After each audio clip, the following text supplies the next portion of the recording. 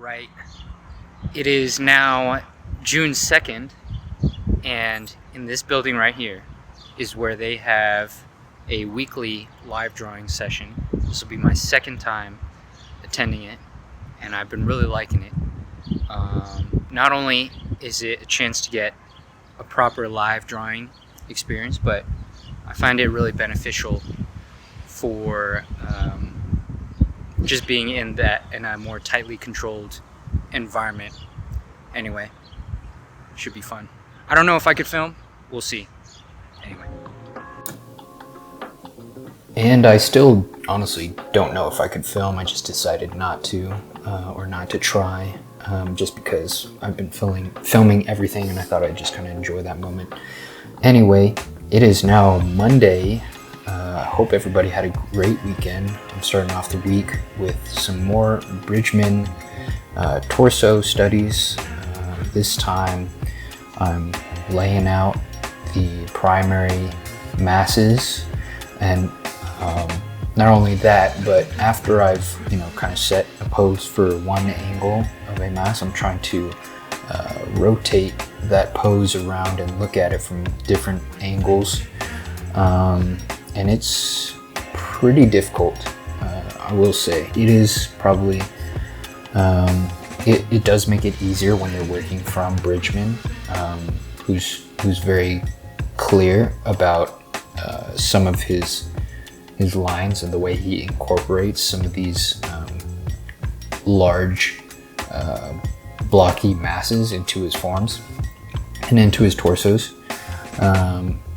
But it was still definitely a challenge. It was a good challenge. I feel like I learned quite a bit from just taking his drawings and then translating them back into the blocky forms that he teaches, and then seeing how I could rotate those around in space and view the torso in that pose from different angles and stuff like that, even switching between a more refined pose like over here, and then I kind of got a little bit more refined, had a little bit more fun with it towards the end. Even though some of these drawings by Brigman are a little bit on the lackadaisical side, I find them to be quite beautiful. They're pretty aesthetic, just the way he incorporates rhythm into every line and structure. Anyway, that's enough drawing for this morning. Time to go on a little field trip.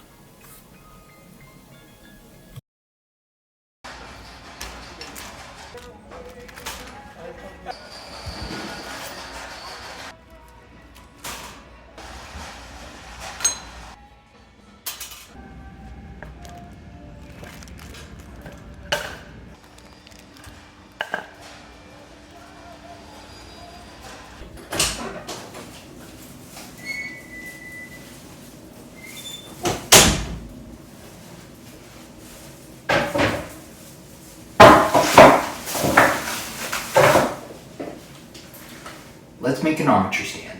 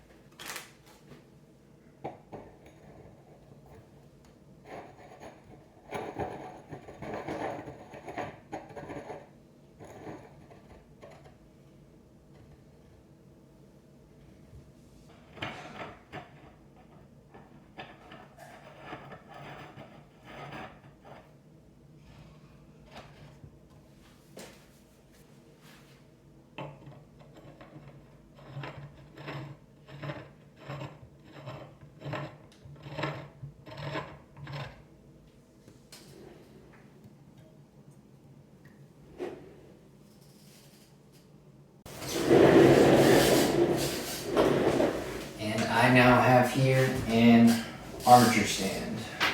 this stand will basically allow me to work on bigger sculptures, ranging from 8 inches to up to 24 inches. I can use this piece of wire right here to essentially mount to my armature with some more wire, and that can allow me to pose it a lot more dynamically and give it some more structure and some more stiffness as I work on it.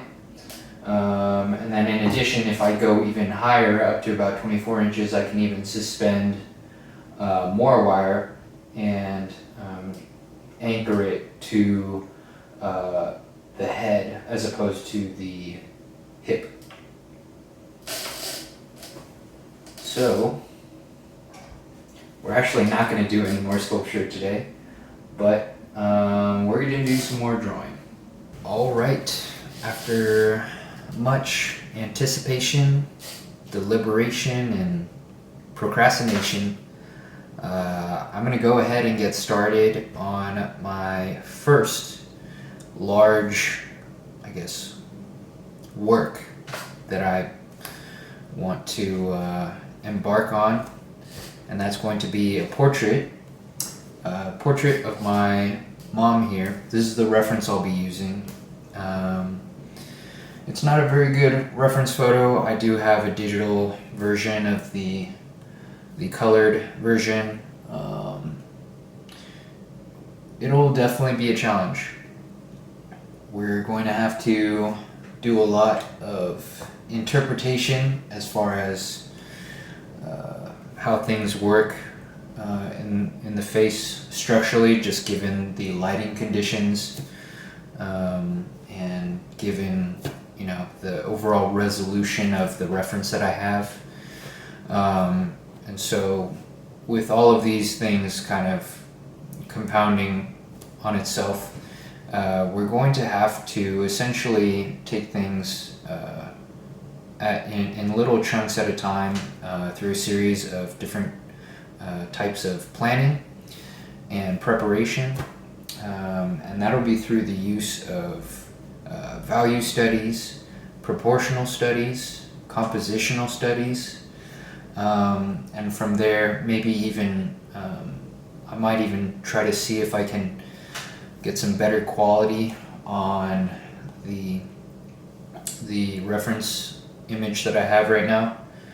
And the final thing will also be on Bristol board using graphite, but for the sake of practice and getting things done a little bit quicker, we're going to be using newsprint, which is cheap and easy to work with, and charcoal, just so I can kind of iterate faster.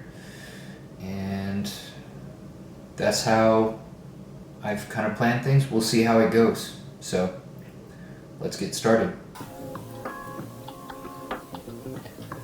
As far as the composition goes, I've kind of had a lot of things, a lot of it just kind of percolating in my mind, because I've had this idea for a while.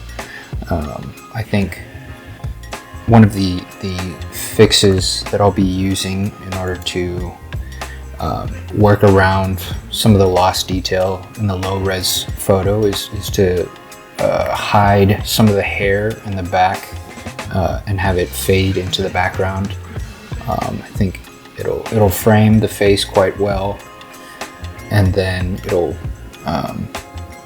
I think it'll make for a good composition. Next, what I'm doing here is I'm using the Loomis method to construct the head. It's probably my most used method. You can see I'm not really using many measurements, or I'm not really trying to define many proportional elements here. I'm just kind of trying to get a feel for the facial structure in somewhat of an intuitive way,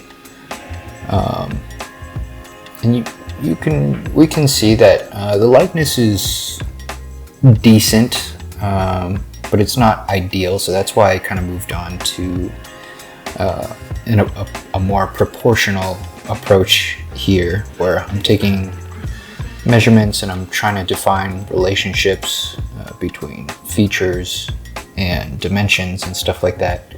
And I actually, this is kind of my first deep dive into this type of approach. Honestly, a lot of things that I'm doing right now are being done for the first time, just because I don't really get the chance much to take this type of methodical approach.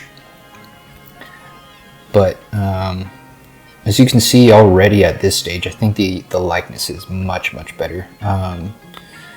Of course, you know, there some corrections need to be made, but overall I'm super happy with the way this turned out.